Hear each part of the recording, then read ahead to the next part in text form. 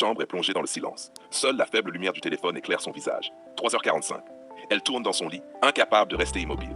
Son souffle est court, irrégulier. Le monde dort, sauf elle. Elle relance l'audio de Gigi. Encore.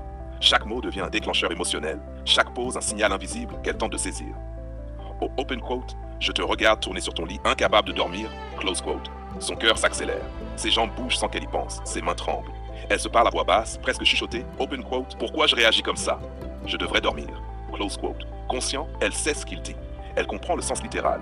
Gigi décrit son agitation, sa jalousie, son désir. Elle analyse rationnellement. Il ne veut pas me manipuler. C'est moi qui réagis trop. Subconscient. Son corps répond avant sa raison. Frisson le long de sa colonne, palpitations rapides, tension musculaire. Chaque intonation dans la voix de Gigi active une réaction instinctive. Fascination, inquiétude, excitation. Elle comprend que ses émotions échappent à tout contrôle rationnel. Émotionnelle, elle ressent un mélange de jalousie et d'admiration. Jalousie parce qu'il y a d'autres personnes dans son univers, admiration parce qu'il provoque chez elle un trouble qu'aucun autre ne peut déclencher. Elle se juge. Je devrais être rationnelle. Mais pourquoi je me sens possessive? Pourquoi je suis agitée? Physiologique. Elle bouge, elle s'agite, tourne, s'assoit sur le bord du lit, repose le téléphone, le reprend.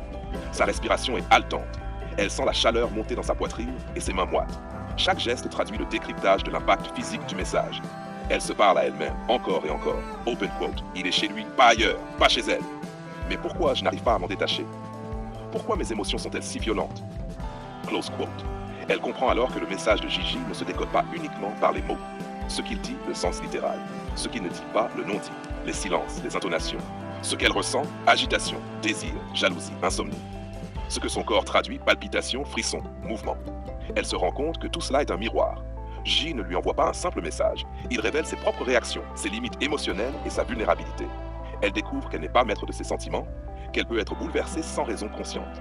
Open quote. Il m'apporte des frissons, des insomnies, du désir. Close quote. Elle soupire, parle toute seule. Open quote. Même en vacances, même loin, je pense à lui, je réagis, je pleure, je me sens jalouse, possessive et je n'y peux rien. Close quote. Et pourtant, malgré la fatigue, l'agitation et le tumulte intérieur, elle réécoute encore. Chaque écoute est un apprentissage. Elle apprend à se connaître, à sentir, à accepter la turbulence émotionnelle. Elle s'agite, se contredit, s'émerveille et se réprimande, tout en continuant à décrypter le message à la fois psychologiquement et physiquement. Le monde dort autour d'elle, mais dans sa tête, la tempête est complète. Gigi n'est plus seulement un nom, une voix. Il est un miroir de ses émotions et de son inconscient. Elle comprend que ce qu'elle entend et ressent est la vie réelle, imprévisible, intense, bouleversante. À 5h40, elle finit par s'asseoir, le souffle plus lent. Le téléphone repose sur la table de nuit. Elle a appris quelque chose sur elle-même, la patience, le contrôle et la force de ses émotions. Mais dans le fond, elle sait qu'elle reviendra à cet audio, qu'elle écoutera encore, incapable de s'éloigner.